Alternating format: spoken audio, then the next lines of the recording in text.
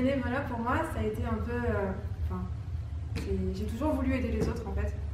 Que ce soit dans mes études, j'ai fait du droit, puis des sciences politiques. Et du coup, j'ai voulu m'engager dans une association, j'ai voulu faire un stage dans une association pendant l'été. Et la seule association qui m'a répondu, ça a été le Secours catholique, pour me dire nous, on vous propose un bénévolat. J'ai dit bon, allez, c'est parti. J'ai eu plusieurs missions, je me suis occupée de ce qu'on appelle la solidarité familiale, et notamment l'accueil familial de vacances. Et j'étais aussi en soutien de l'animateur Young Caritas pour préparer une immersion de partenaires internationaux dans le cadre de l'université d'été Young Caritas qui se passe à Saint-Malo et qui se passe aussi dans les délégations. Et on a accueilli 4 Brésiliens. Donc il a fallu préparer le programme en accord avec eux, il a fallu mobiliser les Young Caritas des Yvelines et ça n'a pas été une chose facile. Leur trouver un hébergement, s'occuper de la logistique, c'était un gros boulot. Donc, en 3 mois, on n'a pas chômé à 2. Et finalement, on les a accueillis, ça s'est super bien passé et on a fini à Saint-Malo, on a participé à l'université d'été qui était sur l'interculturel et l'interreligieux.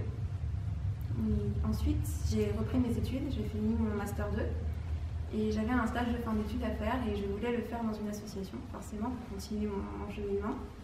J'ai été recrutée comme stagiaire, donc de mi-mars à mi-septembre, donc ça date pas de longtemps. Et durant ce stage de 6 mois, j'ai pu m'occuper de tout ce qui avait trait à la venue des jeunes internationaux. On a fait venir 14 jeunes du monde entier. Donc mon rôle à moi, ça a été de m'occuper de préparer leur demande de visa, les billets d'avion, l'hébergement, tout ce qui était logistique, de dialoguer avec eux, avec les délégations d'accueil, en accord avec ma maître de stage aussi forcément. Et aussi d'apporter de l'aide quand il fallait, que ce soit pendant les immersions en délégation ou à Saint-Malo directement, et ça a été le cas, parce que pour les Péruviens c'était assez compliqué de dialoguer. Et pendant 4 jours je suis restée avec eux et j'ai traduit français, espagnol, français.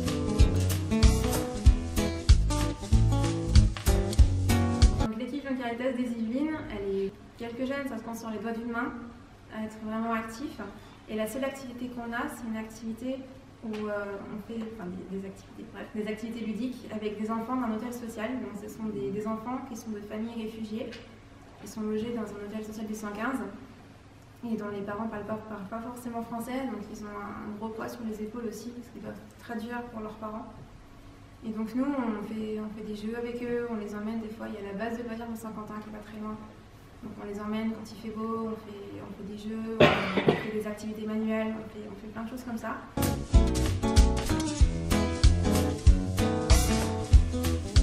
Même si c'est pas forcément compréhensible par tout le monde, dans ma famille, il y a eu un grand mouvement surtout mes parents qui m'ont dit mais Lucie, mais pourquoi tu fais ça? Mais de toute façon, t'en retires rien. Et non, c'est faux, c'est vraiment faux.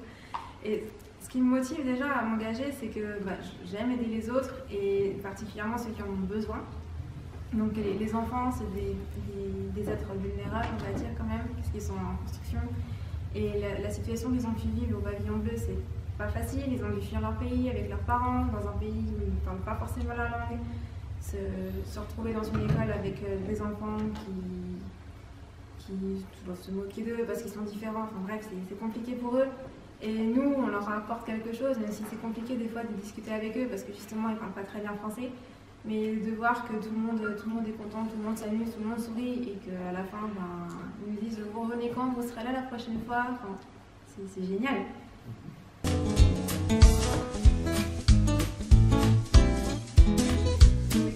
Dans les bénévoles Young Caritas, en tout cas dans mon équipe, on a des jeunes qui sont accompagnés par le secours pour l'insertion professionnelle. Mais nous, en fait, le statut, on s'en fiche. On est bénévoles, on est tous Young Caritas, qu'on soit aidé ou pas aidé par le secours, on s'en fiche. Et j'ai deux personnes en tête, ce sont devenus mes amis depuis l'été 2017, ce sont des amis maintenant pour moi. Et je me fiche qu'ils soient aidés par le secours ou pas.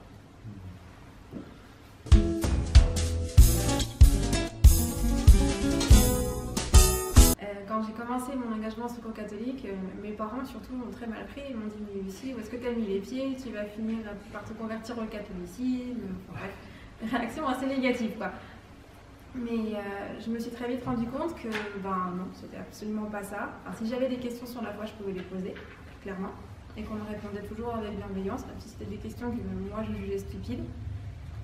Et des bénévoles qui ont été accueillis avant, j'en connais plein. Et j'ai un exemple qui me vient à l'esprit, quelqu'un du Cèdre que tu as peut-être rencontré, Axel, qui est réfugié depuis, qui a passé beaucoup de temps dans la rue, qui a été aidé par le Secours catholique et il a aidé à s'en sortir. Maintenant, il a son statut de réfugié, il a un travail, il a une vie normale, entre guillemets, et maintenant, il s'investit énormément pour les migrants, les réfugiés. Il fait énormément de choses, il est extrêmement actif, et ce genre de profil, ça suscite l'admiration pour moi, en tout cas.